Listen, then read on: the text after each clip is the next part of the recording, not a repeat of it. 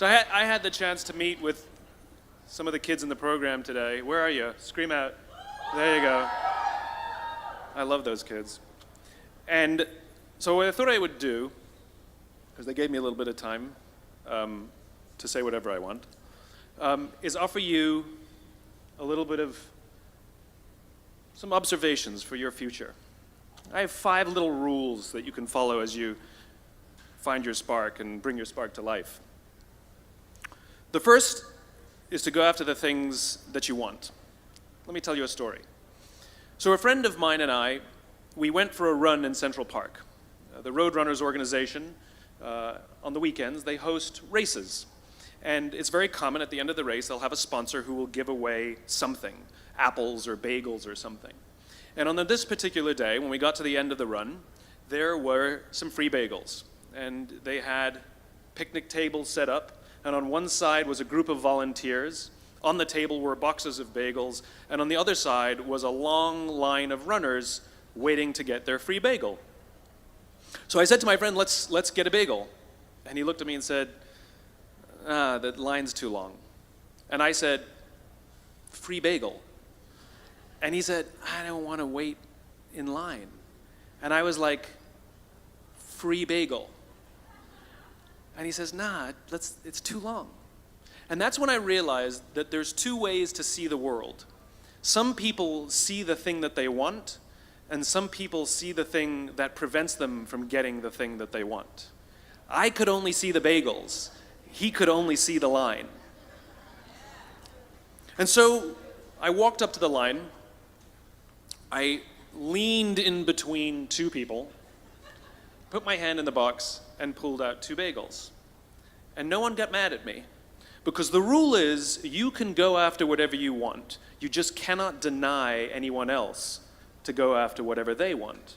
Now, I had to sacrifice choice. I didn't get to choose which bagel I got. I got whatever I pulled out, but I didn't have to wait in line.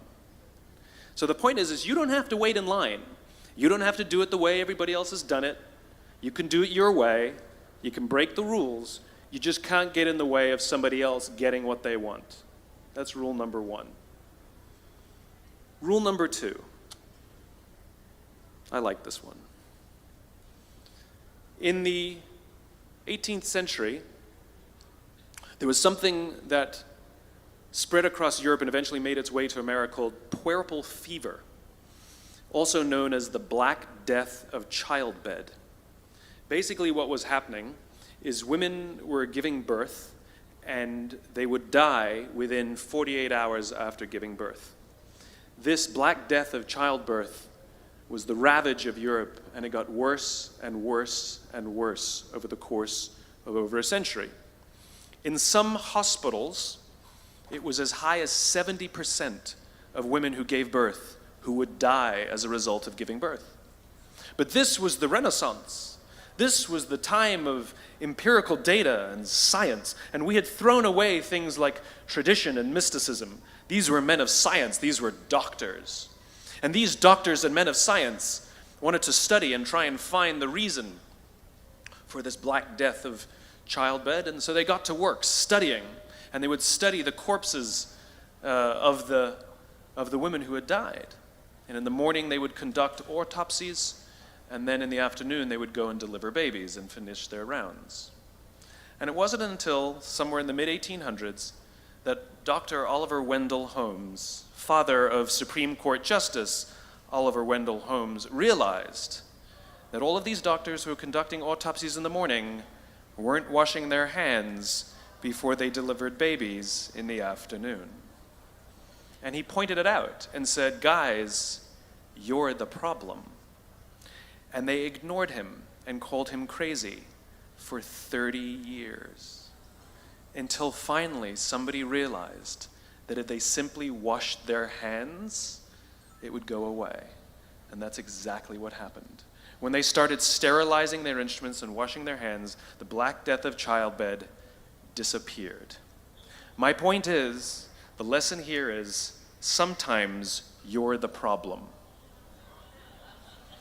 We've seen this happen all too recently with our new men of science and empirical studiers and these men of finance.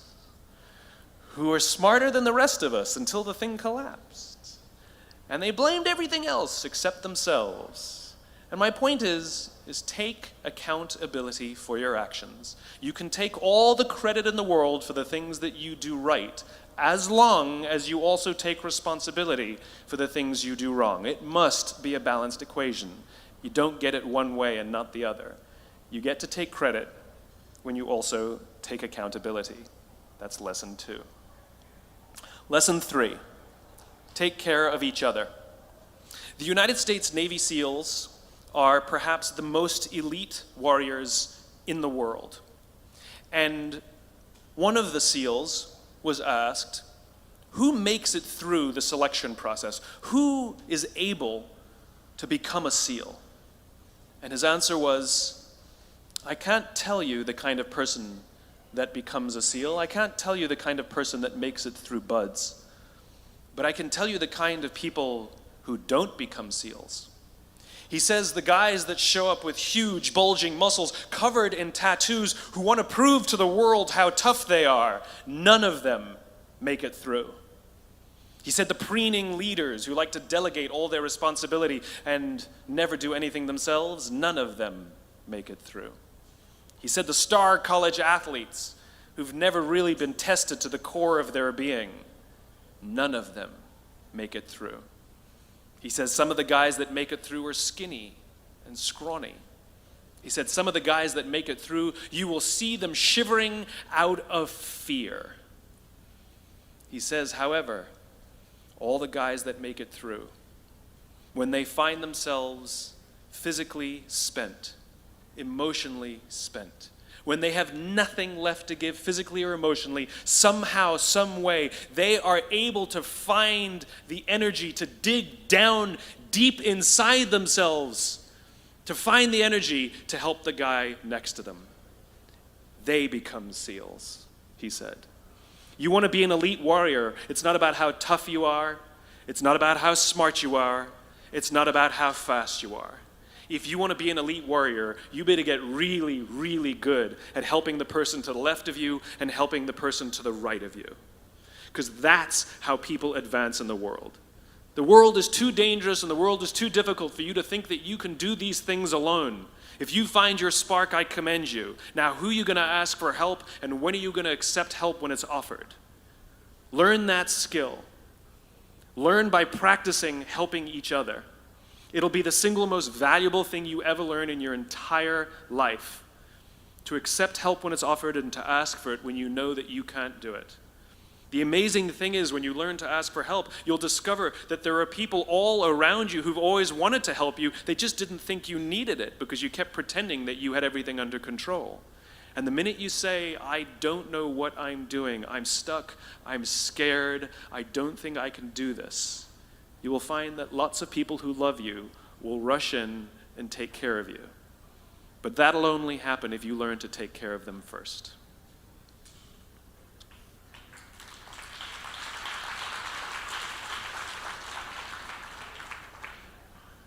Lesson 4. Nelson Mandela is a particularly special case study in the leadership world because he is universally regarded as a great leader. You can take other personalities, and depending on the nation you go to, we have different opinions about other personalities. But Nelson Mandela, across the world, is universally regarded as a great leader.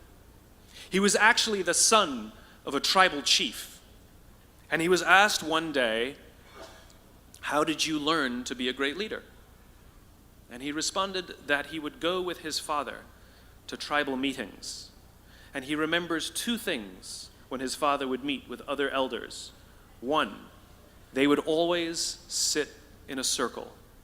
And 2, his father was always the last to speak. You will be told your whole life that you need to learn to listen.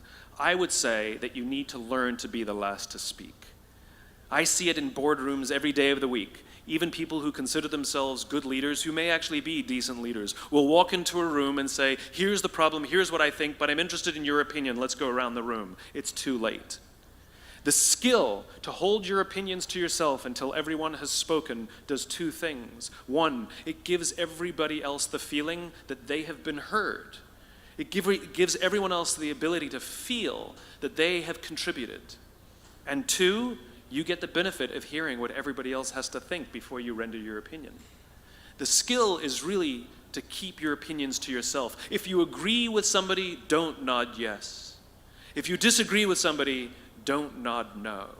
Simply sit there, take it all in, and the only thing you're allowed to do is ask questions so that you can understand what they mean and why they have the opinion that they have. You must understand from where they are speaking, why they have the opinion they have, not just what they are saying. And at the end, you will get your turn. It sounds easy, it's not. Practice being the last to speak. That's what Nelson Mandela did. Number 5. This is Monty Python. 1, 2, 5, 3. For all the other nerds in the audience. There's one. Number 5. My favorite one of all. True story. There was a former Undersecretary of Defense who was invited to give a speech at a large conference, about 1,000 people. And he was standing on the stage with his cup of coffee and a Styrofoam cup, giving his prepared remarks with his PowerPoint behind him. And he took a sip of his coffee and he smiled and he looked down at the coffee. And then he went off script. And he said, last year I spoke at this exact same conference. Last year I was still the Undersecretary. And when I spoke here last year, they flew me here business class. And when I arrived at the airport, there was somebody waiting for me to take me to my hotel.